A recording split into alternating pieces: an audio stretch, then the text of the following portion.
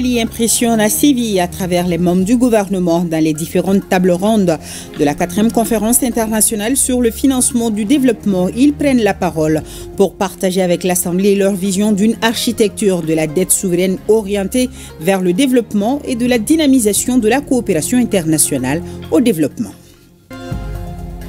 Le Conseil des chargeurs de l'AES se rencontre à Bamako. Ils ont pour ambition d'harmoniser les différentes initiatives pour la facilitation de circulation des personnes et de leurs biens et pour la promotion de l'économie régionale. Suite aux attaques terroristes de ce mardi dans cette localité du pays, les hommes de médias prennent leurs plumes pour dénoncer. Quotidiens hebdomadaires et bi-hebdomadaires fustigent unanimement ces attaques qu'ils qualifient de lâches et de barbares. Nous vous ferons une revue de presse condensée avec Garibou Pérou. Le portrait du parrain du mois de juillet de l'année de la culture à découvrir dans cette édition. Il se nomme Boubacar Doumbia. Il est plasticien expert en teinture naturelle, membre du groupe Kassobane. M. Doumbia est installé à Ségou où il œuvre à l'apprentissage et à la promotion des teintes traditionnelles à travers son atelier Le Ndomo. La présentation est faite par Cheikh Oumar Sangari. Bonsoir à tous, merci de nous suivre et bienvenue aux informations. Nous commençons ce journal par ce communiqué numéro 014 du gouvernement de la transition. Le gouvernement de la transition, avec un fort engouement, adresse ses vives félicitations aux forces armées de sécurité sous le leadership de son Excellence, le général d'armée Assimi Goïta, président de la transition, chef de l'État, chef suprême des armées, président de la Confédération des États du Sahel, AES.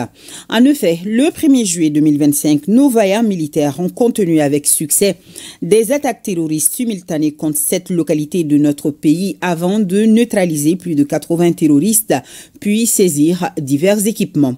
De ces récentes attaques terroristes qui surviennent dans un contexte marqué par la neutralisation de plusieurs leaders, la destruction des sanctuaires et la création de la Confédération AES, il ressort la synchronisation des assauts à l'échelle de l'espace de la Confédération des États du Sahel, Alliance des États du Sahel. Une nouveauté dans le mode opératoire à travers une utilisation accrue des drones kamikazes. Une communication fortement et ouvertement appuyée par des médias internationaux complices du terrorisme. Le gouvernement de la transition prie pour le repos de l'âme des militaires et des civils décédés lors des attaques terroristes, tout en souhaitant un prompt rétablissement aux blessés. En outre, il condamne avec la plus forte rigueur ces actions terroristes sponsorisées par des États et ne visant qu'à entraver la marche de l'AES, dont les avancées dans le domaine de la défense et du développement sont remarquables. Enfin, il rassure l'opinion nationale que l'offensive des forces armées et de sécurité se poursuivra et s'intensifiera jusqu'à l'éradication totale du terrorisme. En vue d'atteindre cet objectif existentiel, il est important que la population, d'une part, soit mobilisée pour renforcer la cohésion sociale et d'autre part, qu'elle signale tout fait suspect aux forces armées et de sécurité. Que Dieu bénisse le Mali et la Confédération AES, signé le général de division Abdoulaye Maïga, le ministre de l'administration territoriale et de la décentralisation, porte-parole du gouvernement. Revenons donc sur les événements de ce mardi matin. Vous avez été nombreux à exprimer toute votre solidarité à l'endroit de nos femmes suite à la puissance de feu inégalable qu'elles ont déployée lors des attaques simultanées coordonnées. Notre équipe de reportage dirigée par Amidou Diallo a recueilli vos réactions. On vous écoute. Face à des attaques simultanées et coordonnées dans certaines localités du pays, dont Nyono et Molodo, la population de Ségou, dans toutes ses composantes, exprime sans réserve leur soutien indéfectible aux femmes. Nous avons vraiment une très bonne armée maintenant à qui on peut avoir confiance. Nous soutenons nos femmes nuit et jour et nous leur faisons des bénédictions jusqu'à la victoire finale contre l'ennemi. Des attaques complexes et multiples, c'était coordonné. Maintenant, il a fallu l'intervention musclée et professionnelle des forces armées pour venir à bout, n'est-ce pas, de ces terroristes. Nous saluons vraiment cette bravoure et nous demandons à l'armée de redoubler d'efforts. Cet exploit des femmes face aux forces du mal incite les populations à plus d'accompagnement et surtout à plus de vigilance pour d'autres victoires. Nous demandons maintenant à l'armée de s'approcher à la population. Et avec l'intervention de la population, je crois que ça pourra les aider beaucoup. Nous demandons également à la population, n'est-ce pas, d'indexer, voire même montrer un individu qui n'est pas habitué dans la localité. Pour cet ancien combattant, l'air doit être à l'union sacrée autour des femmes. Ça ne m'a pas surpris. Dans l'armée, on dit une mission et un moyen. Ils n'ont qu'à continuer à combattre les malfaiteurs au Mali. Et on les suit. Ce qu'on dit aussi au peuple, ils n'ont qu'à compris que l'armée est là pour leur défense. Même engagement ferme et fort aux côtés des FAMA, des populations de la capitale. Les Bamakois saluent leur bravoure face à l'ennemi. Vous le dites au micro de Boubacar Babletouri.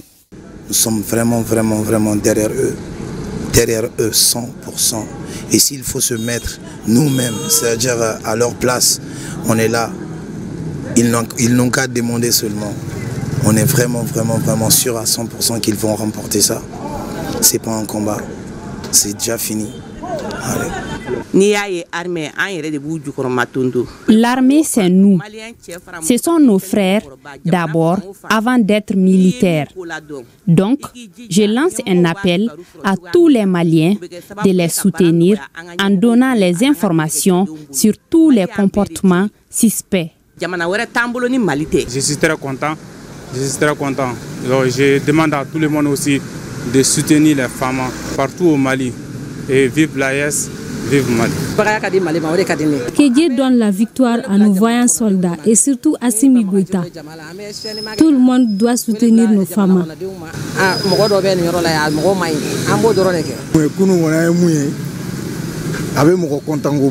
Je suis très fier de nos voyants soldats par rapport à la victoire enregistrée hier, particulièrement la population des Cailles qui a montré l'exemple. Si tout le monde fait pareil, la victoire sera totale. Donc j'invite tous les Maliens à soutenir nos femmes. Arrêtons-nous un instant sur les vives réactions de la presse malienne, quotidien hebdomadaire et bi-hebdomadaire. La dénonciation est unanime. La presse a largement couvert ces attaques, qu'elle qualifie de lâches et barbares. La riposte des forces armées maliennes a été saluée par les médias qui voient en elle le signe d'un État fort qui refuse de céder au chantage de la terreur. La revue de presse, c'est avec Garibou Pérou. L'essor quotidien national ouvre sans détour sur le titre « Riposte impitoyable des FAMA ». Le journal dresse un premier bilan provisoire des opérations militaires en cours, faisant état de plus de 80 assaillants neutralisés ainsi que de la saisie d'un important arsenal de guerre et de plusieurs véhicules. L'Indépendant confirme ce chiffre, soulignant que la réaction des forces armées maliennes a coûté la vie à plus de 80 terroristes. Dans un ton plus élevé, le soir de Bamako avance un bilan avoisinant la centaine d'assaillants neutralisés. Le quotidien mentionne également la récupération de nombreuses armes lourdes et d'équipements roulants. Le Ouagadougou et Delta News précisent que les attaques ont été menées de manière coordonnée contre 7 localités. Il s'agit de Kaye, Nyoro, Nyono, Molodo, Sandare, Gogi et Diboli. Le mode opératoire laisse entrevoir une tentative délibérée de déstabilisation par les biais d'assauts simultanés. Dans un article particulièrement remarqué, Nouvel Horizon met en lumière la coopération active de la population civile, laquelle a permis l'arrestation de plusieurs terroristes. Le journal révèle en outre que le domicile du gouverneur de Caille aurait été directement visé par les assaillants. Face à la gravité de la situation, un couvre-feu de 30 jours a été décrété dans la région, comme l'indique l'indicateur du renouveau et plusieurs autres titres. Pour sa part, le Ogon retrace les différentes interventions des FAMA menées avec détermination des Caille à Nyodon en passant par Nyoro. Le journal évoque une offensive méthodique ayant permis de mettre hors d'état de nuire les groupes armés dans les zones concernées. Dans une tonalité très rassurante, les Échos rappellent que les FAMA demeurent un rempart inébranlable face à la terreur. Quant au quotidien Les Matins, il évoque une véritable bérésina pour les groupes armés. Info Matin insiste également sur la déroute totale des terroristes, soulignant la supériorité stratégique des FAMA. Enfin, dans un élan de patriotisme assumé, le pays rebaptise les soldats maliens Monebo d'un terme signifiant les invincibles. Le quotidien rend ainsi hommage aux femmes pour leur bravoure et leur engagement sans faille pour la défense de la nation. Et suite aux attaques terroristes perpétrées contre les positions des forces armées maliennes FAMA dans la région de Kay, Nioro et Ségou, plusieurs organisations de la société civile ainsi que des mouvements citoyens ont exprimé leur solidarité et leur soutien indéfectible à nos forces de défense et de sécurité. Ainsi, à travers des communiqués, le collectif intégrateur des Imochag et alliés de la région de Tombouctou, le Haut Conseil islamique du Mali, l'Amicale des anciens du Service national des jeunes AMA-CNJ, le Tribukel Ansar du Mali, l'association Mali Jonton et la plateforme des femmes leaders du Mali, le Conseil national des personnes âgées du Mali, l'association pour la protection de la promotion de la culture Bozo Kabou, l'association Dina Dogon, l'association des ressortissants de sang, l'association nationale des anciens combattants militaires et retraités veuves et victimes de guerre du Mali, le conseil communal de la jeunesse de la commune 5, l'association des jeunes diplômés stagiaires de l'APEJ, la coordination des associations et ONG féminines du Mali, l'association Mali Tilekoura, l'Union des femmes des communautés culturelles pour la paix au Mali, Ensemble pour le Mamala, tous saluent le courage, le professionnalisme et l'engagement des FAMA dans la lutte contre le terrorisme et la défense de l'intégrité territoriale du Mali. Les organisations appellent par ailleurs à tous les Maliens à faire bloc autour de nos forces armées et à redoubler de vigilance face aux menaces qui pèsent sur la paix et la stabilité du pays.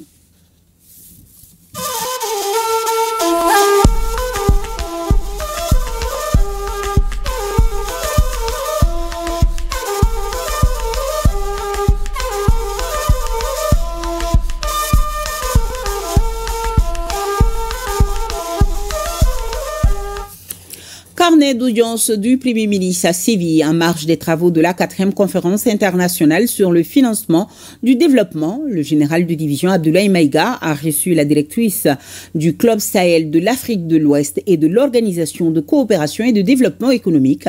La directrice est venue réaffirmer la disponibilité de l'OCDE à soutenir les efforts de développement du Mali.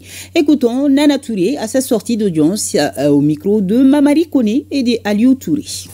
Nous avons eu l'honneur et le plaisir d'être reçus par son Excellence, Monsieur le Premier ministre de la République du Mali, pour venir faire part d'une part de la grande estime que nous avons pour la République du Mali dans la coopération avec l'OCDE. Nous travaillons sur 3 différents aspects, les questions sécuritaires, de sécurité humaine, de sécurité alimentaire, des dynamiques d'urbanisation et de climat. Alors, bien sûr, le Club du Sahel et de l'Afrique de l'Ouest travaille spécifiquement pour la région, au service des pays de la région, à travers les institutions sous-régionales, mais nous voulons essentiellement nous assurer à travers ce dialogue constructif que nous voulons mener désormais, nous assurer que les productions, les données, les analyses que nous mettons à disposition des pays ont un impact et servent à la transformation à travers la prise de décision sur les politiques publiques de ces pays-là. Donc vraiment l'audience a été fructueuse et également nous vous faire part de notre entière disponibilité à collaborer, à coopérer avec le Mali dans la collecte et l'analyse des données au service du développement, au service des politiques publiques pour ce pays-là et dans la région. À la 4e conférence internationale sur le financement du développement, notre pays impressionne à travers les membres du gouvernement. Dans les différentes tables rondes organisées, ils prennent la parole pour partager avec l'Assemblée leur vision d'une architecture de la dette souveraine orientée vers le développement et de la dynamisation de la coopération internationale au développement. Retrouvons à Séville Mamari Kone et Aliou Touré. À la 4e conférence internationale sur le financement du développement à Séville, 6 tables rondes sont organisées. C'est ainsi que dans ce cadre, le ministre des Affaires étrangères et de la coopération internationale, Abdoulaye Diop, a fait une intervention à la table ronde multipartite sur le thème « Revitaliser la coopération internationale au développement ». Les différents panélistes sont convaincus qu'il faut absolument imprimer une nouvelle dynamique à la coopération internationale. Le ministre Diop a insisté sur les efforts financiers que les pays de la Confédération de l'AES déploient au quotidien dans le cadre de leur sécurisation. Nous pensons qu'il y a 3 ou 4 leçons essentielles à retenir, c'est de s'assurer que toutes les interventions extérieures soient basées sur les besoins locaux, mais aussi sur les priorités nationales. La deuxième problématique, c'est de s'assurer que l'appropriation nationale des leviers de développement, notamment la création de chaînes de valeur locales à travers la transformation de nos ressources, mais aussi la mobilisation des ressources internes qui est aujourd'hui une dimension essentielle qui nous permet de faire face à ces difficultés majeures. Naturellement, nous pensons qu'il faut sortir globalement du cycle de la dépendance que nous avons entretenu pendant de longues années pour aller vers un renforcement de l'autonomie de nos pays. Comment réaliser une architecture de la dette souveraine orientée vers le développement? Cette préoccupation était au centre de l'intervention du ministre de l'économie et des finances dans une autre table ronde multipartite. Pour le ministre Sanou, il faut renforcer et rendre flexibles les mécanismes de financement pour les pays en zone de conflit. Au Mali, l'encours de la dette représente 49,7% du PIB et le service de la dette vaut 33% des recettes fiscales. La part des partenaires bi- et multilatéraux diminue de plus en plus et s'établit à 51,6% des dettes. Depuis, le gouvernement a mis l'accent sur une gestion rigoureuse et transparente de la dette tout en s'inscrivant dans une vision à long terme, une vision qu'on appelait le Mali 2063. Cette vision s'appuie sur les principes de souveraineté, de bonne gouvernance et définit les réformes nécessaires au développement des ressources internes, telles que la digitalisation, la relecture des différents codes, etc. Par ailleurs, l'État a priorisé le financement des secteurs stratégiques porteurs de croissance durable, impactant positivement les populations, les investissements dans la sécurité et dans la lutte contre les effets du changement climatique. Dans le cadre des manifestations parallèles, le ministre de l'Environnement, de l'Assainissement et du Développement durable a rencontré certains partenaires autour du thème financement de la paix, débloquer des investissements pour la sécurité climatique et la restauration des terres dans les contextes fragiles et touchés par les conflits. Pour le ministre en charge de l'Environnement, il est impératif de repenser les modèles de financement pour les adapter aux réalités des pays en crise. Aujourd'hui, il est plus urgent pour les États de se réunir, d'être ensemble et afin de penser aux communautés pour renforcer leur résilience dans le cas des effets néfastes des changements climatiques et dans la lutte contre la désertification. On a parlé de financement, comment acquérir les financements au niveau multilatéral parce que c'est des financements non seulement qui sont disponibles mais leur accessibilité est complexe. Les conclusions des différentes tables rondes seront versées au document de la plénière prévue ce jeudi. Un mot du sommet des jeunes de l'AES qui s'y tient ici à Bamako. Les ministres en charge de la jeunesse et des sports de la Confédération partagent un déjeuner avec la presse, occasion de faire le point des initiatives en matière de jeunesse et de sport menées en lien avec l'AES. Entendez par là le partage des bonnes pratiques tout en favorisant l'entraide entre les trois pays en matière d'activités sportives et de jeunesse. Abdul Kassim Ibrahim Afomba, le ministre de la Jeunesse, est au micro de Alousseini Touré pour plus de détails. Nous avons décidé de tenir une réunion en marge du premier sommet des adolescents et des jeunes afin de discuter aujourd'hui de ce que nous pouvons faire ensemble. D'abord, recenser toutes les initiatives qui ont été menées dans le cadre AES, mais également voir comment mettre tout cela en phase afin que nous puissions, au-delà de recenser ce que nous avons fait, de nous projeter à mener des initiatives beaucoup plus coordonnées et accentuées sur les questions de la jeunesse AIS et du sport également dans l'espace AIS. Et c'est ce qui motive ici cette rencontre entre nous, ministres et nos techniciens, afin que nous puissions avoir des documents à présenter à nos plus hautes autorités qui prendront en compte les aspirations et les orientations que les autorités ont elles-mêmes données dans le cadre de la jeunesse et du sport.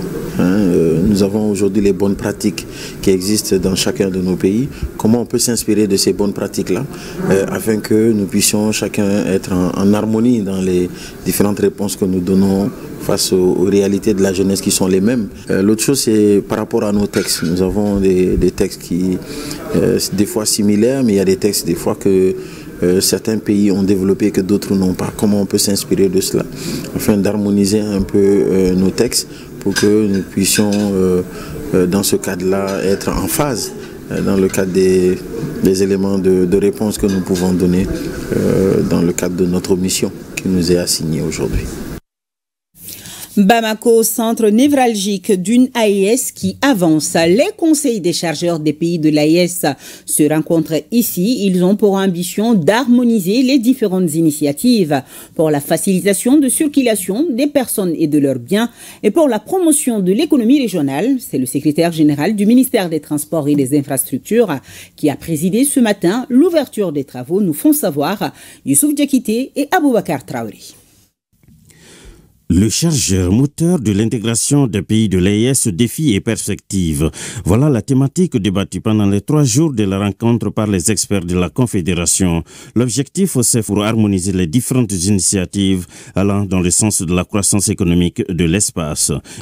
Nous allons créer un comité de suivi, un comité opérationnel, une plateforme qu'on mettra à la disposition de ces chargeurs-là pour qu'à chaque fois, sur tous les corridors de rapidité, dès qu'ils ont un petit problème, ils posent le problème et tout de suite, on leur amène l'assistance nécessaire pour leur faciliter leurs tâches. Cette rencontre sera l'occasion donc pour nous de pouvoir entreprendre donc une réflexion autour donc de l'approvisionnement de notre espace. Notamment de revoir donc les relations avec les pays de transit, des pays côtiers. L'objectif recherché, disent-ils, c'est de faciliter la libre circulation des personnes et de leurs biens. Dans ce combat, les 3 pays de l'AES sont appuyés par le Tchad. Qui veut aller loin ménage sa monture. Donc nous sommes conscients que l'AES veut aller loin. C'est pourquoi les conseils de chargeurs ont convoqué cette réunion aujourd'hui pour pouvoir ensemble scruter les voies et moyens pour pouvoir travailler en étroite collaboration qui va soulager les problèmes des chargeurs et qui va aussi promouvoir le développement économique réel de l'espace. En 2011, après 2011, nous les chargeurs, nous avons commencé à fédérer les efforts pour faciliter la libre circulation des personnes et de leurs biens. Dans les regroupements, il y avait le Tchad et la Centrafrique.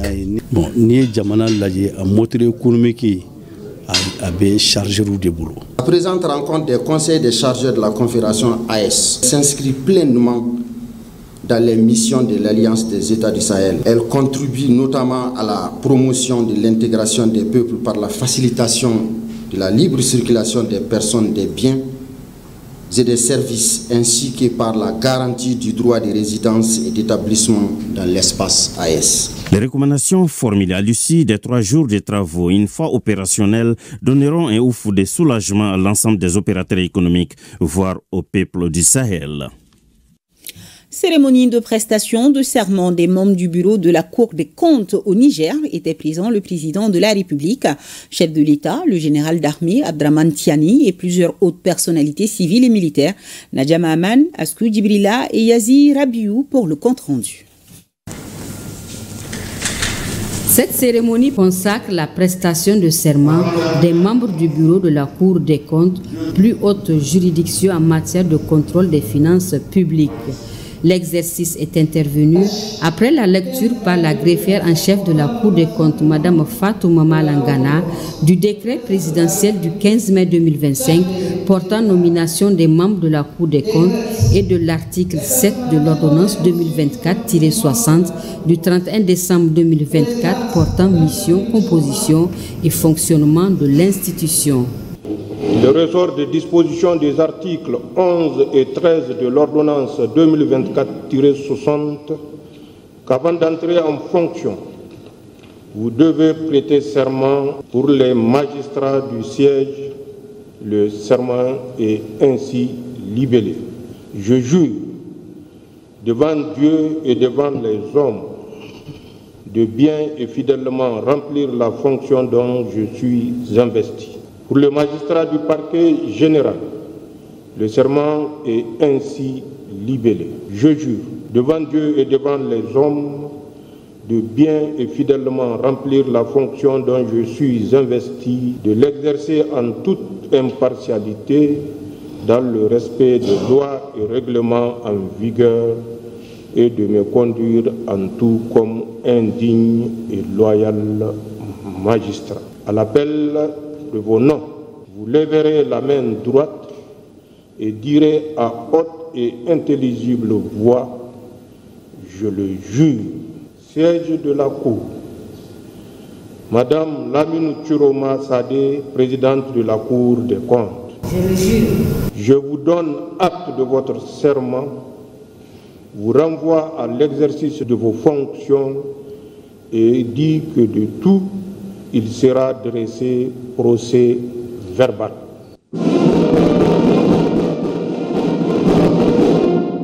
Ainsi donc, Madame Lamine Chiroma Saadé, présidente de la Cour des comptes, Oumar Magaji Tonko, Madame Idriss Azoumi Halidou et Issoufou Bouraïma, respectivement présidents des premières, deuxième et troisième chambres de la Cour des comptes, et Salifou Kane Hamidou, procureur général de la Cour des comptes, sont officiellement entrés en fonction pour l'exaltante mission de renforcer le cadre juridique et institutionnel en matière de transparence dans la gestion des ressources publiques.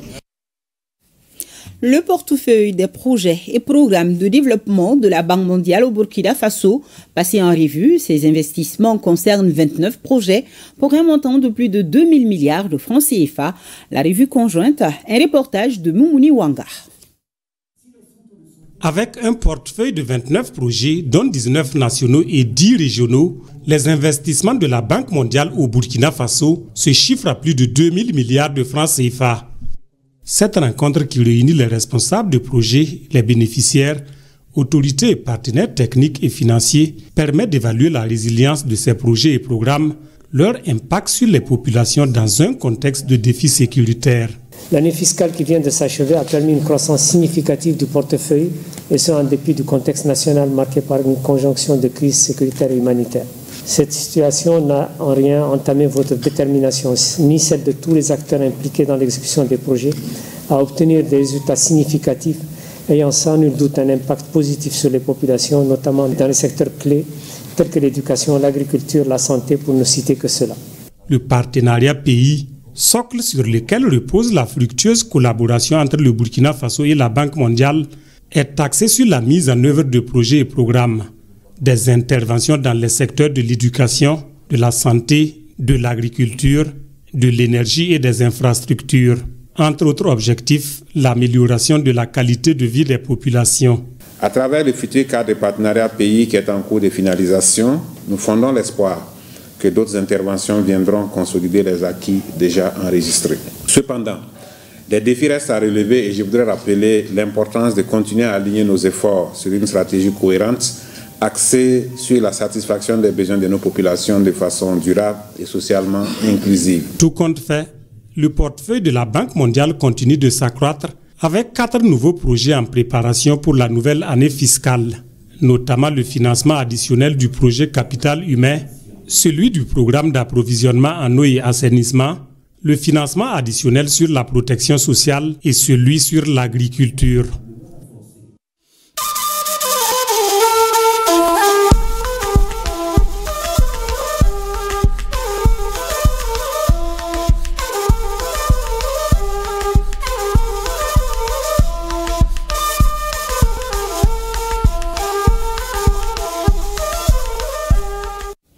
Œuvre sociale du président de la transition, renforcement énergétique. Les installations de lampadaires solaires continuent à travers le pays pour accompagner les efforts du chef de l'État. Le PMU Mali vient de remettre 1250 nouveaux lampadaires solaires. Ibrahim Kaoukonate, Abdoulaye Diara, reportage. Avec l'acquisition et l'installation de 1250 nouveaux lampadaires sur l'artère de la cité administrative jusqu'au rond-point de Sébenin-Koro, octroyé par le PMU Mali, vise à accompagner les efforts du président de la transition. Les mots me manquent pour exprimer au nom de la mairie du district et des populations nos sincères remerciements à son Excellence, le général d'armée Assimi Goïta, président de la transition, chef de l'État, pour cette importante contribution à l'embellissement sécurisation de notre capitale, en l'éclairant avec plus de 3000 lampadaires solaires, transformant ainsi Bamako en une ville lumière. C'est une contribution qui va permettre d'améliorer le dispositif de sécurité, d'améliorer la sérénité et de faire en sorte que les populations bénéficiaires, tous les usagers qui vont passer par cette voie, puissent mener convenablement leurs activités socio-économiques. Aujourd'hui, on peut dire Alhamdulillah. Sinon, auparavant, à cause de l'obscurité, on avait même peur de rester dehors, dû à l'insécurité et trop d'accidents aussi. On avait peur de faire la monnaie parce qu'il y a beaucoup de gens qui venaient nous donner des faux billets. Le président de la transition l'a dit et le répète chaque fois, il appelle les Maliens, tous les Maliens à se donner la main autour du Mali. Aujourd'hui, nous félicitons le Premier Mali, nous les remercions et on répète encore et appelle d'autres entreprises à montrer qu'elles sont des entreprises citoyennes à participer au développement du Mali. Lancée depuis 2024, cette opération figure parmi les priorités du président de la transition, le général d'armée, Assimi Goïta. À présent, la lecture de ce communiqué, le président du Conseil national de transition informe les membres du CNT que les travaux de la plénière suspendus le lundi 30 juin 2025 reprendront demain jeudi 3 juillet 2025 à partir de 9h dans la salle Djeli Baba Sissoko du Centre international de conférence de Bamako, CICB. Le président du Conseil national de transition sait compter sur la bonne compréhension de tous. La séance est publique. 94 radios, 14 télévisions et un distributeur ont été autorisés à exercer leurs activités respectives. La haute autorité de la communication met ainsi fin au suspense suite à la délibération de la commission de sélection. Bamako, Kai, Koulikoro, Sikasso, Ségou, Mopti, Tombouctou, Gao, Kidal, Kita, Djola, Nara, Bougouni, Koutiala, San, Douanzan et Badjagara sont les régions qui ont bénéficié de ces organes médiatiques. Des tarifs annuels sont fixés pour chaque type de média. La cérémonie de proclamation s'est déroulée ce matin au siège de la HAC. Je vous propose de suivre les explications du président de la haute autorité de la communication, propos recueillis par Aoulusseini Touré. Depuis le 18 mars 2025, on avait lancé un appel à candidature pour l'attribution de fréquences radio et l'autorisation de télé ainsi que de distributeurs. À l'issue donc de cette date, au total, les dossiers reçus, effectivement reçus au niveau du secrétariat permanent de la HAC, c'est 138, dont 122 radios, 15 télés et un dossier de distributeur. Après avoir fait le point donc, de ces différents dossiers, le comité des experts externes de la HAC s'est réuni pour procéder au dépouillement de ces dossiers. Ce comité d'experts, il est formé essentiellement d'éléments indépendants qui ne sont pas membres de la HAC, ni du collège, ni des services techniques. Ce comité d'experts indépendants a planché sur ces dossiers. À la suite de ce premier travail de dépouillement, la commission spéciale d'appel à candidature a pris la relève pour conduire ce que nous appelons ici spécifiquement les écoutes. C'est-à-dire tous les promoteurs qui ont déposé des dossiers ont été individuellement entendus par rapport à l'idée qu'ils ont de leur projet de médias. Le collège s'est réuni pour délibérer et arrêter la liste définitive des candidats sélectionnés. Le nombre de dossiers retenus est donc retombé à 109.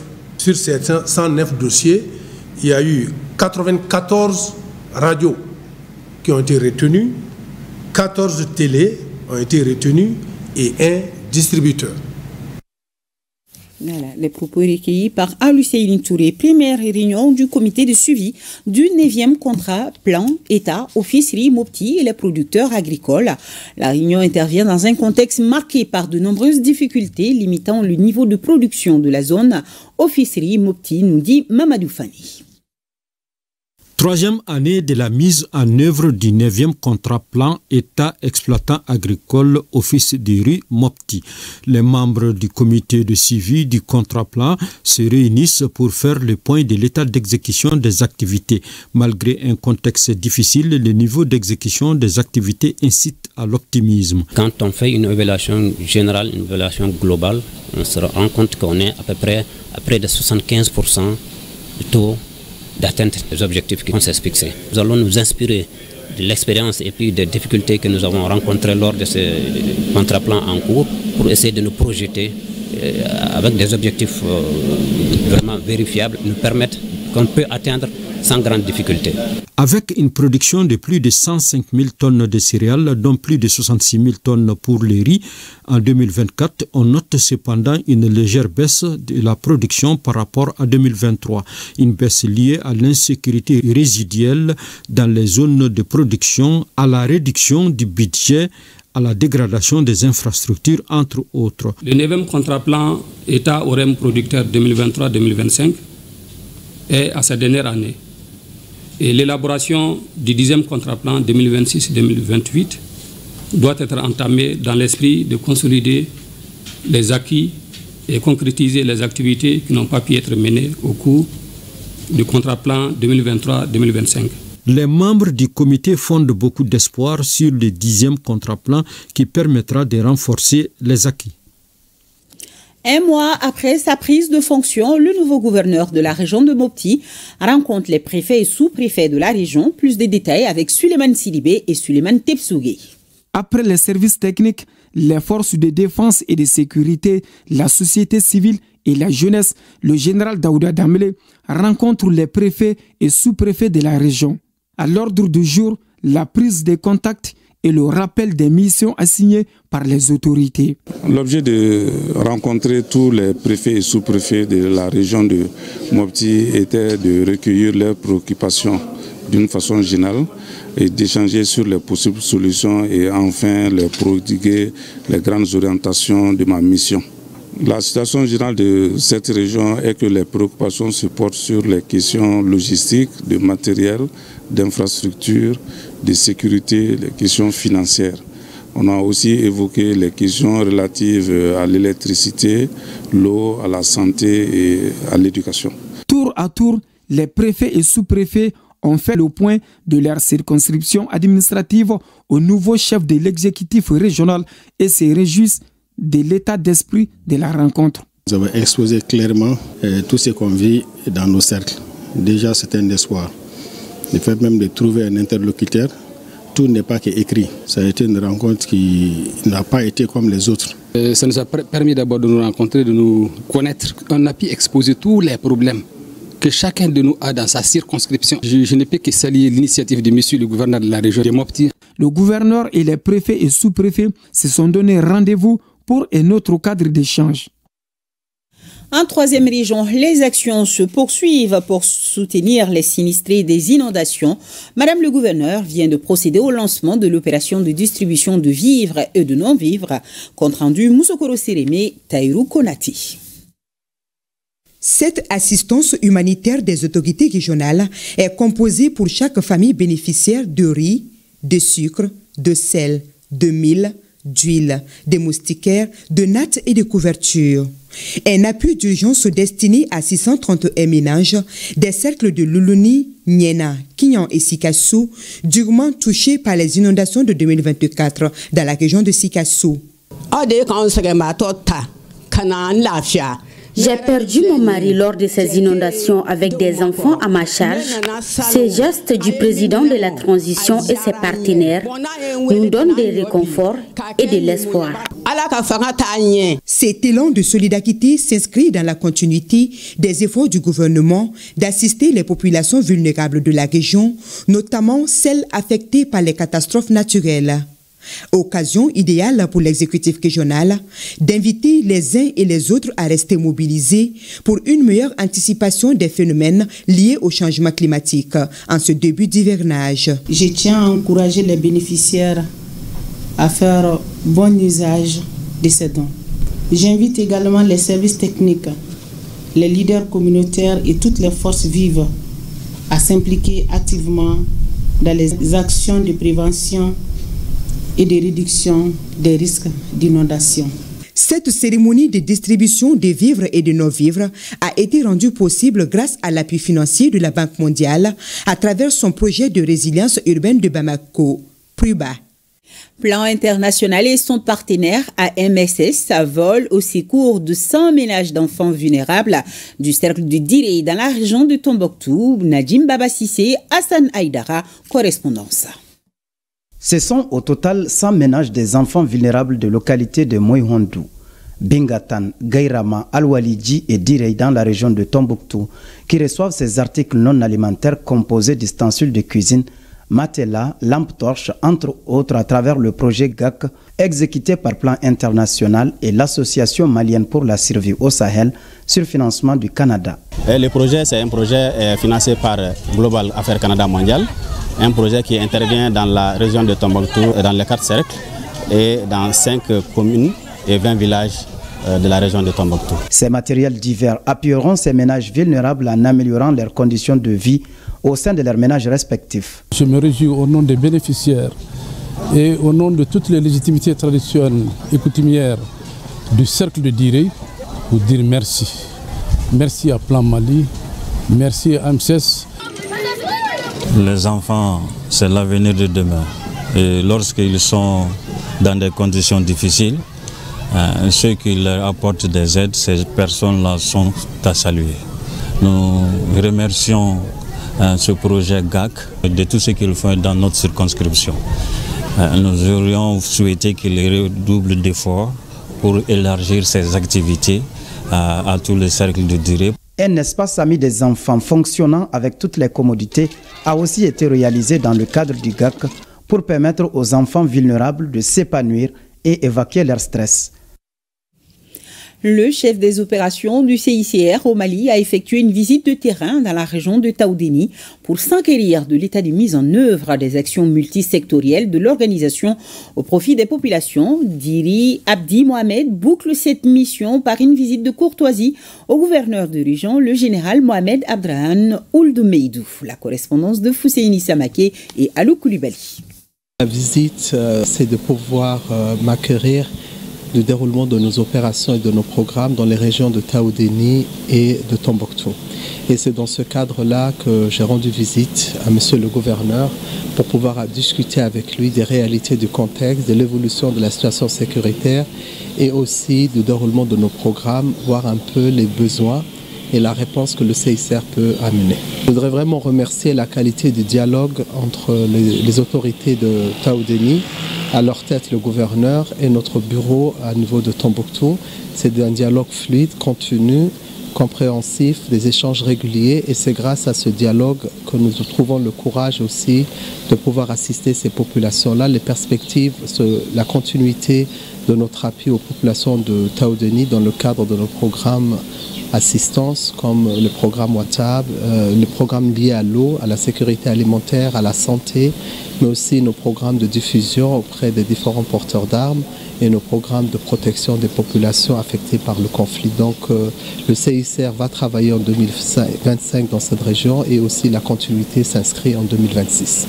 Pour nous, vraiment, le CICR il fait un très bon travail au niveau de les 2 régions et surtout la région de Taoudéni. Vous savez, la région de Taoudéni, c'est une région difficile par rapport à la réalité de cette région. Mais avec tout ça, le CICR est capable de faire sa mission partout sur le territoire malien. Et ça, c'est des trucs très précieux à notre niveau. Chaque fois, si on pose des problèmes par rapport aux besoins des populations, ils vont réagir avec leurs moyens. Voilà, vous venez donc d'écouter respectivement le chef des opérations du CICR, Diri Abdi Mohamed, ainsi que le gouverneur de la région de Taoudéni. Voilà. Dans une démarche inclusive et citoyenne, 20 jeunes malvoyants et non-voyants renforcent leurs capacités face aux défis du changement climatique. Organisée par l'Association de formation et d'appui au développement, cette formation s'inscrit dans une dynamique qui vise à placer les personnes vivant avec un handicap au cœur des actions de protection de l'environnement. Maïmouna Guindo, Siriki Koulibaly. Même sans voir les paysages qui se dégradent, ils en subissent les conséquences. La disparition de repères physiques, arbres, clôtures et reliefs, entre autres, compliquent leur orientation. C'est pourquoi 20 jeunes non-voyants et malvoyants sont à l'école de AFAD. Il s'agit de leur donner des notions en matière de protection de l'environnement. Quand on prend les impacts des changements climatiques, déjà on voit que ça impacte même les personnes qui n'ont pas de difficultés visuelles ou mais qui n'ont pas de problèmes de mobilité. Mais avec ces personnes, les impacts sont encore spécifiques. Parce que quand on les prend déjà, imaginez qu'il y a une situation d'inondation. Et la plupart de nos caniveaux ne sont pas couverts. Donc si les caniveaux ne sont pas couverts et que les caniveaux sont débordés d'eau, donc déjà ça les crée des problèmes. Lorsque nous sommes en période de forte chaleur, et là aussi ils sont beaucoup impactés. Les autres peuvent aller dans la nature librement et individuellement pour se ressourcer, mais eux, ils n'ont pas cette capacité. Ils sont obligés d'avoir un guide qui va les conduire dans la nature. Au-delà de la théorie, AFAD prône l'adoption de comportements éco-responsables. Nous attendons de vous donc, chers participants, une active implication dans les discussions et le partage de vos réflexions et suggestions pour des contributions solides qui pourront aider à la réalisation de notre vision commune d'un monde juste, équitable, exempt de pollution. C'est un problème de tous. Les personnes en situation de handicap ne sont pas une exception car ça dégrade le sol. Et si le sol est dégradé, ça peut nous coûter des blessures, des maladies. À l'issue de cette formation, AFAD espère que ces jeunes non-voyants et malvoyants repartiront mieux armés pour défendre leur environnement qu'ils ne voient pas, mais qu'ils savent essentiel pour leur vie et à celle des générations futures. Venons-en maintenant à la présentation du parrain du mois de juillet de l'année de la culture. Il se nomme Boubacar Doumbia, il est plasticien expert en teinture naturelle. Membre du groupe Kassobane, M. Doumbia est installé à Ségou où il œuvre à l'apprentissage et à la promotion des teintes traditionnelles à travers son atelier Nudoman. Le portrait de l'homme est signé Cheikh Oumar Sangaré, Abdraman Sengaré et Cheikh Tangara de ORTM Ségou.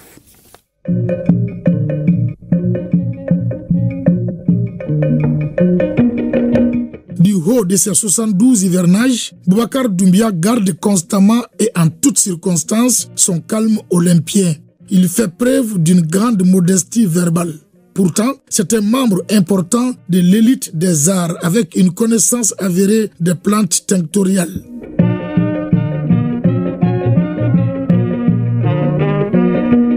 Boubacar Doumbia fréquente l'école primaire de Amdalaï à Ségou et le lycée de Sévaré qu'il abandonne au profit de l'Institut national des arts INA. Nous sommes en 1974.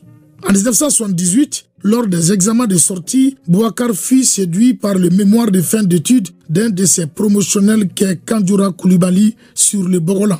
Après la sortie, lorsque nous nous sommes retrouvés autour de cette technique traditionnelle de teinture, Kandjoura Koulibaly avec Suleiman Goro, Kérétiri Dambélé, Mme Danyogo Nene Cham, Baba Fallou Keita et moi-même, on a jugé utile de mettre au point une association.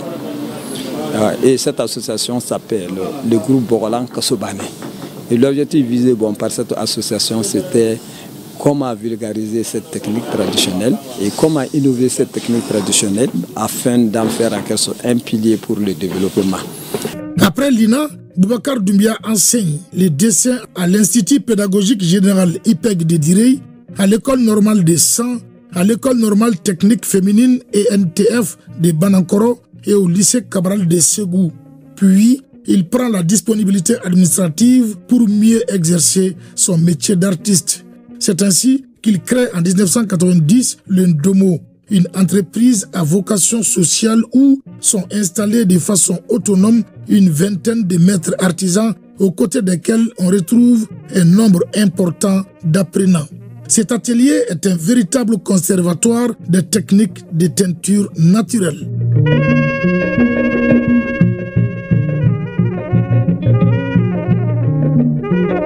On a des clients non seulement au niveau de nos pays voisins, des clients au niveau de l'Europe, au niveau des États-Unis, au niveau du Japon. Boubacar Doumbia a capitalisé l'expérience de son atelier dans un livre intitulé « Le Ndomo, une réponse à l'entrepreneuriat social et à l'auto-emploi des jeunes ». Son expertise des couleurs naturelles a abouti à un autre ouvrage titré « L'évolution des teintes naturelles ». Bassilan, Bogolan Gala. L'homme a une vie associative bien animée. C'est ainsi qu'au nom de l'association Ségou Labin, il a conçu les esquisses de 2 monuments emblématiques de la ville de Ségou. Il s'agit d'abord du monument Kalabougouka, réalisé en 2003. En jetant un coup d'œil sur le monument, vous allez voir 2 personnages de part et d'autre qui ont les mains levées. C'est pour déposer en quelque sorte les poteries dans la pirogue. On s'est dit que ça ne vaut pas le coup de réaliser une pirogue en béton. Le mieux serait de prendre une pirogue authentique, les poteries authentiques, mais tout simplement les personnages ont été réalisés avec des matériaux qui sont très contemporains.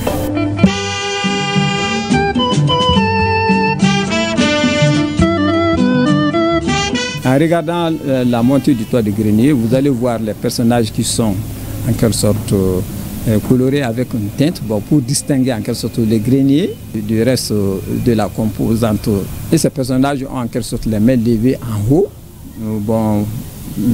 soulevant en quelque sorte le toit de grenier.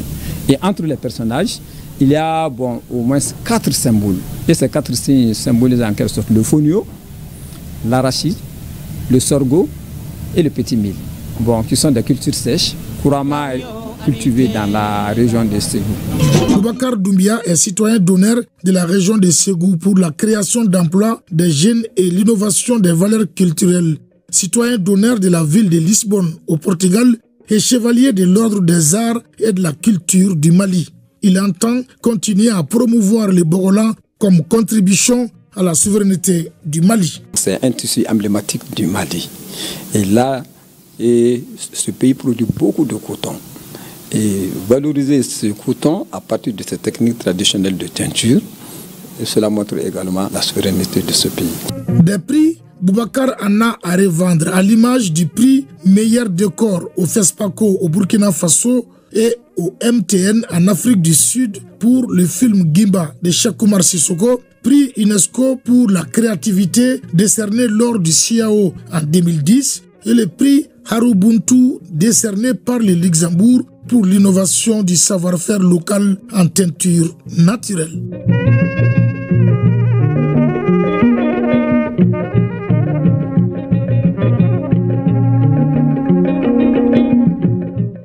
Voilà, c'est donc lui, Boubacar Doumbia, le parrain du mois de juillet de l'année de la culture. Grand merci à nos téléspectateurs de Loulouni, Kian et de Sikasso. Nous sommes à la fin de ce journal. Restez fidèles au groupe ORTM. Je vous retrouve avec grand plaisir demain 20h. D'ici là, bonne suite des programmes. Juste après moi, les informations météorologiques. Il fait un peu frais déjà avec la pluie de cet après-midi. Est-ce que ça va continuer? Réponse avec Séo Tamboura juste après moi. Bonsoir et merci.